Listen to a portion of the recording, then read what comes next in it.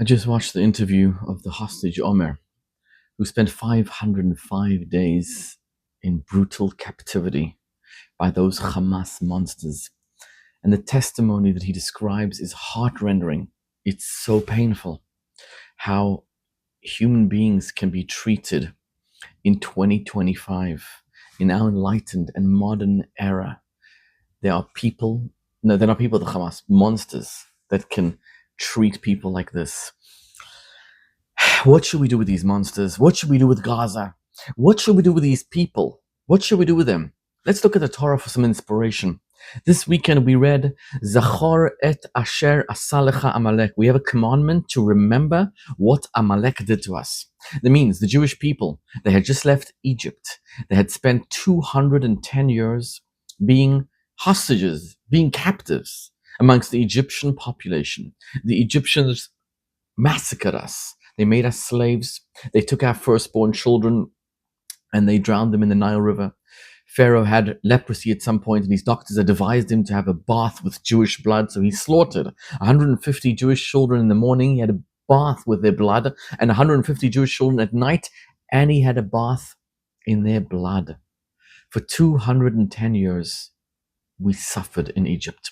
And after we came out of Egypt, God did the 10 plagues, and then there was the splitting of the sea. And on the way out of Egypt, after this happened, there was a nation by the name of Amalek that came and attacked us and fought with us. And we are commanded, not just once a year when we read the commandment, but every day of our lives, remember what Amalek did to you.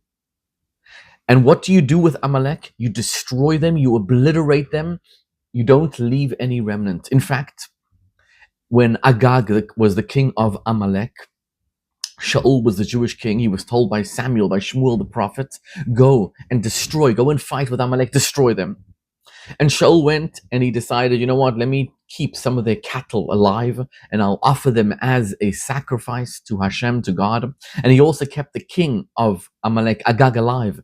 He put him in prison and he wanted to show the Jewish people, look what we've done to Amalek. And Shmuel came and he said, God anointed you as the king of Israel, but now God is angry with you. God is taking away the throne away from you and anointing somebody else. Why? Because you didn't listen to the commandment to destroy Amalek. On Amalek, we do not show any mercy. And Shmuel went himself, he was an old man. He took a sword and he slaughtered Agag. Shmuel, who's the prophet of God, who's a person so merciful, slaughtered Agag, because that's what you do with Amalek. And Shmuel tells Shaul, Tov Shmoa, it's better to listen than to offer sacrifices to God. When God tells you to do something, you listen. So we are commanded to destroy Amalek. Why? The hatred towards Amalek. What did they do to us? Worse than Egypt. Egypt tortured us for 210 years. Amalek was just one war. It was just like one war that they came and attacked us. What about the Romans, the Greeks, the Ottomans, the Sancherivs of society? What about all the other nations that try to attack us? No. God singles out Amalek. Why? And I'll explain this. The answer is when it comes to the hatred of Haman that we read this weekend in the Megillah. So Achashverosh was the king. He ruled over all the Jews, right? Haman was his second in command. And Haman came one day to the king with a proposal and he said, let's get rid of the Jews. Ba'aseret alafim kikar kesef, I'm going to pay you 10,000 kikar kesef, is an enormous amount. I'm going to pay you. Please, let's get rid of the Jews. And Achashverosh tells him, HaKesef natun lach, you can keep the money and get rid of the Jews. Two Jew haters. And the end of the story was, right, Haman tried to destroy the Jews, and Queen Esther came, and all the Jews gathered together at her request to pray to God. It was actually the only time in history that all the Jews were united, right? The Reformed, the Conservative, the Orthodox, every single kind of Jew was united as one, listening, adhering to Esther's command. They all fasted and they all prayed and they all listened to God, and God saved the Jews and Haman was destroyed.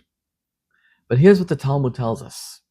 Talmud says Achashverosh and Haman can be compared to two people. One had a mound of dirt in his field, and another one had a hole in his field. And each one had a problem. The guy with the dirt said, I have a problem. I need to get rid of the dirt. What do I do? And the guy with the hole in his field said, I have a problem. I need to fill the hole with something. So one day, these two guys met. And they realized that they can help each other. They can resolve each other's problems. The guy with the mound of dirt said, let me fill your hole. And that way we both solve each other's problems.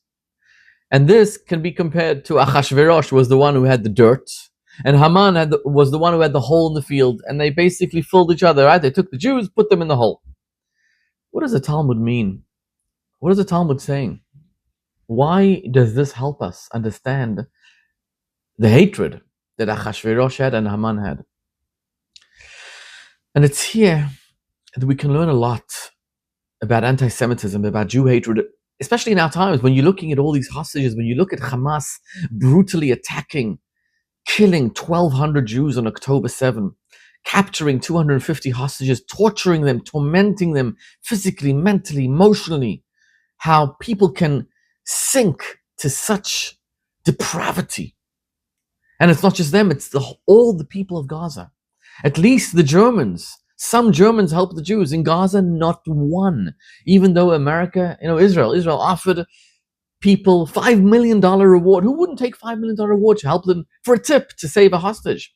Not one. They're all bad. They're all evil. All the people in Gaza. And it's here that the Talmud tells us, Egypt. Why don't we have a commandment to eradicate Egypt, to hate Egypt? Because Jew hatred can be divided into two. Egypt hated us because they feared us. Right? It says in the Torah, Pharaoh gathered together his advisors one day, and he said the Jews are reproducing at an alarming rate. Right? The Torah says they had 6 or 7 children in one pregnancy. Right? That means Jewish mothers were giving birth at a young age, and each year they were reproducing 6 or 7 children in one pregnancy. So if you have a woman, let's say, who has 10 children, normally that times that by 7 is 70. In fact, in 210 years, they entered as 70 people, and they exited, if you include the people who died in the plague of darkness, you're talking about roughly 10 million Jews. That those numbers are enormous. Mathematicians, it's very hard to work it out, but there was a special blessing, they multiplied. So Pharaoh was afraid of the Jews. He was afraid. Balak, when he hired Bilam, Balak said, I'm afraid of the Jews. But with Amalek, it was different. Amalek was a foreign country, far away from Jews. We weren't threatening them, not geographically, not politically. There was no reason whatsoever why Amalek should fight with us. No reason. It was hatred for no reason. And this, says the Talmud, you destroy. You have a mitzvah to remember that every single day. They hate us, pure animosity, pure evil for no reason. And it doesn't matter what you will do to try to placate them, to try to appease them. They hate you no matter what. And this kind of hatred, you destroy. No mercy, like Shmuel told Shaul. And this is what is explained in the mound of dirt. You see, there's 2 types of Jew haters. The Achashverosh's one, he had a mound of dirt. He viewed the Jews as a mound of dirt. He hated them, and it's wrong, but there was like a pain, a nuisance in his head. But Haman had a hole in the field. What does that mean? The Jews caused him to have a hole in his heart. He was pained. The Jews caused him a conscience. Ever since God gave the Torah on the mountain of Sinai, it says Sinai is sin'ah. Hatred came into the world. When Haman saw the Jews, how moral and just they were. When Haman looks at the IDF, the army, and sees how incredibly moral the army is, there's no army in history that tries so hard to avoid civilian casualties. No army in the world is like that. It causes him so much pain. There was once a Rebbe, I think it was the Kloisenberger Rebbe in the Holocaust, and he was being tormented by the Nazis. And the Nazis asked him, "Are you the chosen nation?" He said, "Yes." They beat him up. They hit him with a rifle, and he said, they asked him, "Are you the chosen nation?" He said, "Yes." And they put him on the floor and beat him and beat him and beat him. And he said, "As long as you are the ones torturing us, we are the chosen nation." You see what? We are the moral people. And this causes pain, a hole in the hearts of Haman. It's hatred for no reason. Haman was Amalek. There's nothing you could do to placate this kind of Haman. In Haman's words in the Megillah, Haman had everything. Everything. He had health. He had children, 10 children plus daughters. He was the most powerful person in the world after Achashverosh. Every single person, there was a rule. When he came with his horse, you had to bow down to him. And Haman comes home to his wife. His wife says, "How was your day?" He says, "Terrible." Why?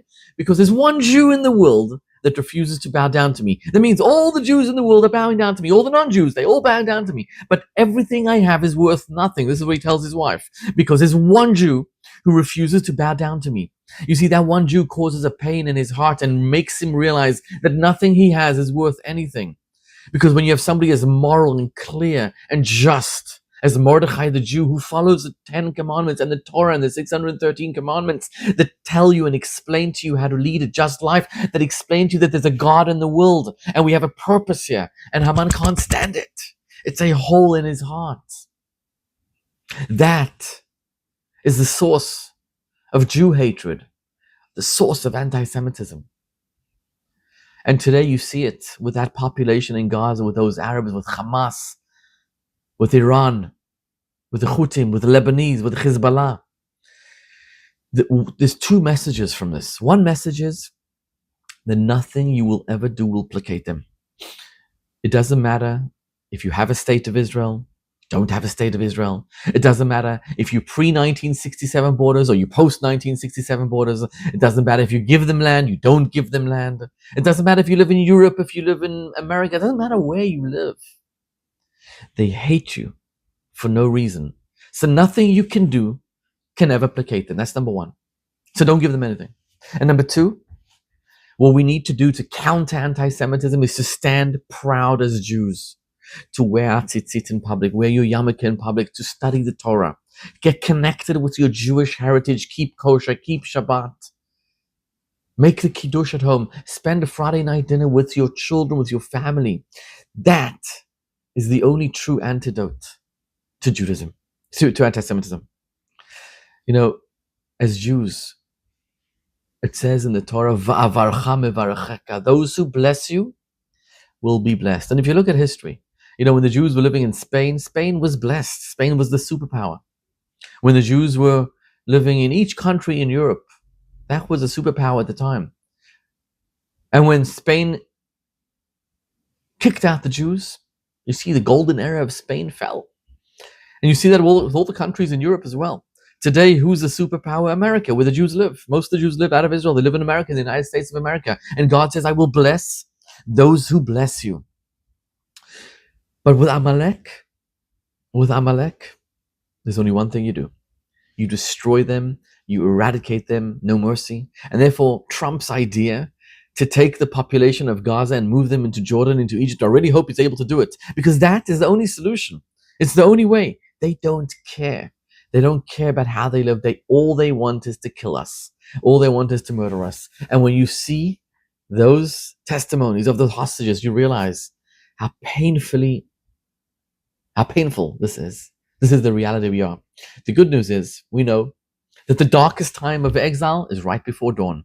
We know that since it's so dark now in the world, spiritually dark, we know that this is the time of Mashiach. This is the time that the Messiah will come, redeem us. We will all go back to Israel. And the first thing we will do is we will destroy Amalek. We will kill them all. No mercy. Because people who hate you for no reason, there's nothing you can do to placate them. No negotiations with terrorists like this. You kill them. May we all have a happy Purim. May we all enjoy the beautiful holiday of Purim. V'nahapachu. Everything changes for the good. May we see this happening right now in our lives.